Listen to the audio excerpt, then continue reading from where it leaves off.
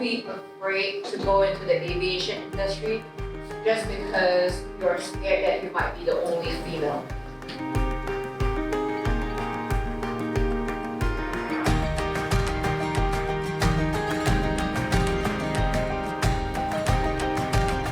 And for maintenance or technicians that maintain their airplane, you all also have to go through some certification.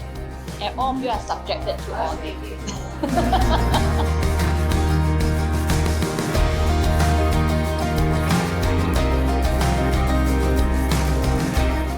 So if you like traveling, you can consider a job in aviation because customers are airlines. Yeah.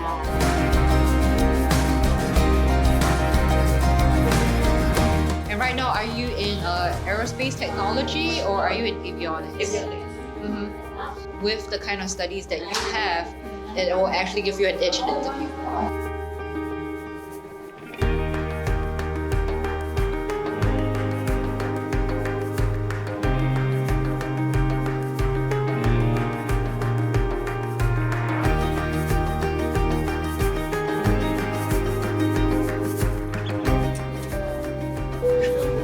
Okay.